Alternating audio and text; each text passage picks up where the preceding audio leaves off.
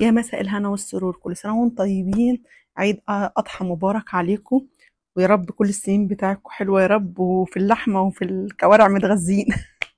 تعالوا نشوف النهاردة عندنا وصفة جميلة الناس كلها بتتكلم عليها، طريقة سواها، طريقة تحضيرها، هي عاملة ازاي، هي هعملها أحسن من اللي بره ازاي. تعالوا وشوفوا الجمال وشوفوا التفاصيل. بصوا أنا مش قادرة أتكلم. بصوا أنا حاساكم مش شايفين الطاجن من هنا، فاحنا هنقلبه دلوقتي وهنشوف الدنيا. تعالوا كده نقلب الكاميرا ونشوف الجمال ده اتعمل ازاي. بص القمر، بص القمر. لا مش قادرة اتحمل. بصوا انا نسيت ان انا قدامي كاميرا اساسا. ويلا نقلب الكاميرا الناحية التانية. والنهاردة انا عملت لكم الطاجنين دول بطريقتين، يعني انت لو عندك فردة كوارع واحدة بس هتعملي منها وصفتين مش وصفة واحدة. يلا كده نشوف، وادي الوصفة التانية. بصوا بيتحدث عن نفسه، والاتنين هنمشي بنفس الخطوات. اول حاجة غسلنا الكوارع غسلة كويسة، وبعد كده هنبتدي نسلقها. هنسلقها ازاي؟ انا حطيت لها حتة سمنة بلدي، طماطمايه، بصلايه، حبهان، كبابة الصيني ورق لوري، ولفتهم مع بعض كام لفة كده وسبتها تتسلق. خدت كام يا هنا؟ خدت ساعتين، ساعتين ونص، ثلاثة. وما تنسيش تحط لها ربع فنجان خل عشان يسرع السوا معاكي. ويلا بقى نبدأ في التحضيرات. بصوا هنا معانا معلقة سمنة كبيرة بلدي، وهنحط حوالي بصلتين كبار متقطعين جوليان كده، او شرايح زي ما انتوا بتسموها. زي ما انتوا شايفين يا دوبك تدبل معايا، وهنزل معايا في فصين توم.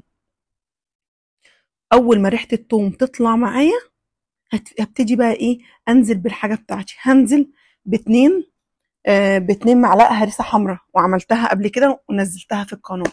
دي من بتاعه القناه، تحفه، ما بقدرش استغنى عنها. تمام. وهنزل بقى التوابل بتاعتنا بسيطه جدا. 7 بهارات، معلقه فلفل اسمر، معلقه ملح. بصي مفيش توابل بالنسبه لي كتيره، لان ورق العنب ما بيحبش التوابل الكتيره، فاحنا المفروض نعتمد على الحته دي. وفلفل زي ما انت عايزه، حار او بارد، زي ما انت عايزه، وحطي بكميه تكون كويسه. وعليها طماطمايه مبشوره، وعليها معلقه صلصه كبيره. وهنزل بالكوارع الفها مع التحبيشه دي. وهنزل بعد كده بمج شوربه من شوربه الكوارع. واتفرجي بقى على البهاريز، اتفرجي. دلوقتي معانا الطاجن بتاعنا، فرشنا له الفرشه بتاعته من تحت بصل وطماطم. واكتر حاجه لو هتعملي في الطاجن ده مسحه زيت او مسحه سمنه تلفيها على الطاجن كله عشان ما يلزقش مننا. وهبتدي ارص ورق العنب واحط واعمل تجويفه في النص اسيبها، عشان دي هحط فيها الكوارع بتاعتي لو انا مش خليها، عشان انا ما بحبهاش مخليه بصراحه، بحس ان هي بتقل بركتها. وهبتدي بقى ايه، اكمل رص ورق العنب من فوق من تحت لغايه ما يبقى الطاجن بتاعنا المنظر القمر ده.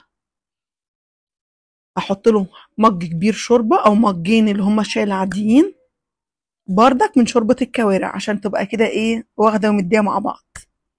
وهنزل بشويه البهاريس اللي كانوا في الصينيه، اللي هم شويه التحبيش من فوق. وهنزل بالطاجن التاني زي ما انتم شايفينه بنفس تحبيشه بكله زي ما هو. وهخش بيه ايه على الفرن هما الاتنين مع بعض. الطاجن الصغير اللي هو من غير ورق العنب هياخد حوالي نص ساعة أو ساعة إلا ربع، وده هياخد حوالي ساعة. اوعوا ننسى نغطي بورق فويل وورق زبدة، وندخل الفرن عشان يستوي معانا بسرعة. أقول لكم باي باي.